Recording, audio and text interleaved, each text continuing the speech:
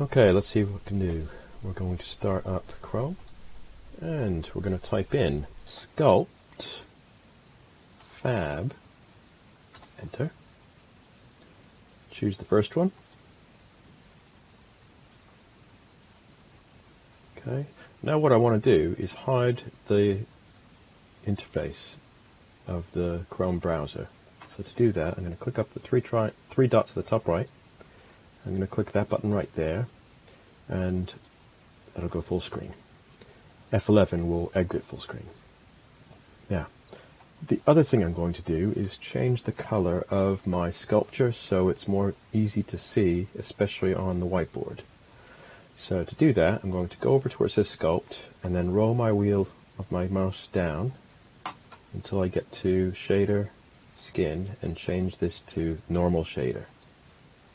Now, what this represents is a sphere that's being lit with different colored light bulbs from all different angles.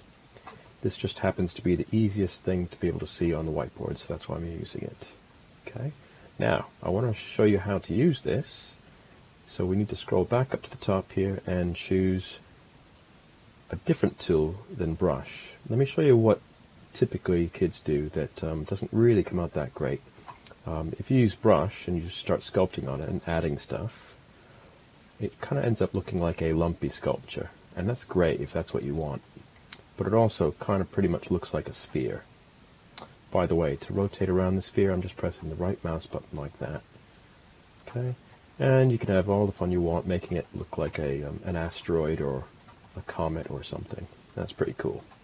I can also turn the clay button off right there, and now the bumps it makes will be a little bit more smooth and rounded.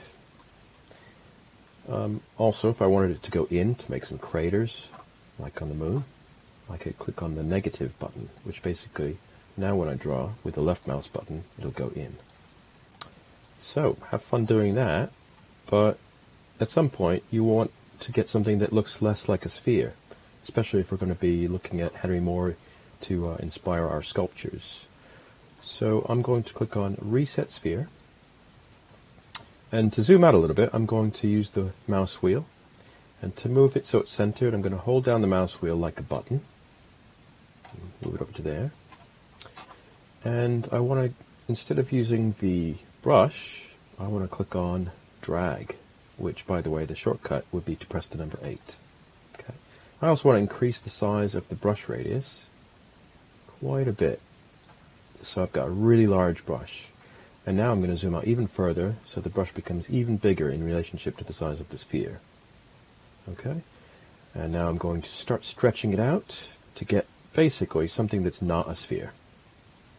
Why don't we look for a minute at some Henry Moore sculptures before we start? So I'm going to press F11. I'm going to go down to a picture that I have open, and I've got several sketches by Henry Moore. But I'm going to actually do something similar to this one here, which is a drawing I did in lesson. Okay, so you can see it's sort of a three-sided smooth sculpture. Okay, let's go back to the Chrome browser and maximize it. And now I'm just going to stretch this out that way, maybe stretch it down that way, and maybe rotate around and stretch it out this way. Now it's a little bit lumpy, so what I want to do is smooth it. If I go to Tool, I've got a Smooth tool, and that's number 4. And now sometimes it smooths too fast, so if we look over here where it says Intensity, I can lower the intensity down to maybe about 0.4, or sometimes even 0.3 is really good. And then it doesn't smooth it too fast. Okay? If you think it's not going fast enough, just boost up the intensity. Okay, that's working pretty well. Okay, but I think I want to make it look a little bit less like a bicycle seat, so I want to go back to my drag tool, maybe have this go in quite a bit, and it's getting a bit lumpy there, so I'm going to see if I can smooth it. And it's getting a bit too pointy too, so I kind of want to inflate the ends a little bit. So we'll go to the tool and choose Inflate, And this one definitely goes too fast if you have the intensity all the way up. Let me show you what I mean. Ah, that's weird. Why did that happen? If we look over here, it's on negative, so instead of inflating, it deflated. And then what happened is it got so small that it reversed or imploded. And that is something that should not happen if you plan on 3D printing your sculpture, because you can't 3D print that. So to undo, I'm going to press Ctrl Z. Now with inflate and negative off, I don't want negative on, I'm going to reduce the intensity down to about 0.3. And now just tap the end a little bit, tap the end there, tap the end there. And now I want to go back to the drag tool. Oops, I didn't mean to do that. Ctrl Z. Zoom out a little bit. And looking at it from all different angles, I think I want it to go down a little bit in this direction. Look at it. Maybe reduce the size of my brush radius. Maybe have it come in this way. And I kind of think I'm going to need to smooth it a little bit again. So let's see if I can remember the shortcut for smooth. I think it's 4. Let's see what happens if I press the number 4. Yeah, that's smooth. So now I can smooth it, and if it's not smoothing enough, I can boost the intensity up.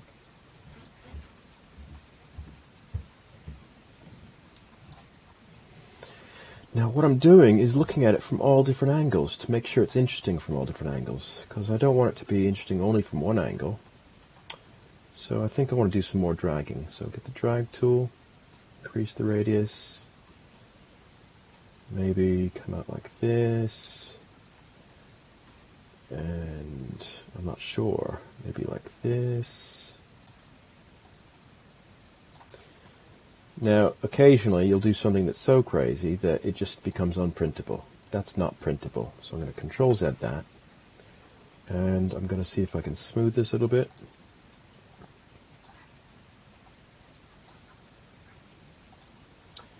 Maybe get the drag tool slightly smaller this time. And let's add some little details. Something like this, maybe. Maybe this comes out and then down. I really am going past my original sketch idea, so I'm trying out different stuff. And that's okay, because it's pretty easy to undo if you don't like it. Control Z, Control Z. Really easy. Let's add some even smaller details. I'm zooming in with my mouse. I could do that. It's starting to look almost like an insect with pinchers or something. Let's undo those. Let's have it only come out a little bit. Little bumps. Kind of fun. I think you'll find that this application is so much fun to play with, and the best thing is it's just in a Chrome browser. Nothing particularly difficult about using it. What it is difficult is ending up with an interesting sculpture at the end. So you might make 2 or 3, or hopefully even more, and then just hand in your best ones. Okay. And I think I'm going to call it quits on this one, so let me show you how to save it. Okay, now with regards to saving the file, there are 2 things that are best practice. First is to save the 3-dimensional file, and then second would be to save some snapshots of the screen, so that even if for some reason your 3-dimensional file gets corrupted or doesn't open, you can always show your teacher the printout of what you had on your screen. So let's save the 3-dimensional file first, and to do so, you go up to File, and you click on the first save one, which is Save OBJ, which is short for Save Object. So we'll click on that, and with the Chrome browser in school, you'll notice that down here, it automatically will save it to your My Documents folder. Now it's very important, because every time it saves a sculpture, it calls it Your Mesh. So the first thing you need to do after you save it is rename it and put it into your art folder. The next thing I want to do is create a new Word document. So I'm going to open up Microsoft Word, and I'm going to go back to my web browser, Chrome, and I'm going to try to get an interesting view. Now I actually want to save 2 separate views, so I'm looking for the most interesting view that I can find. That's kind of a neat view. So what I'll do now is I'll actually press the Windows key and type the word snip. And I'm going to choose the snipping tool. And the way you use the snipping tool is you click on New, then you draw a rectangle around what you want to snip, like so. Then you say Edit, Copy. Then you go to your Word document and you say right-click, paste.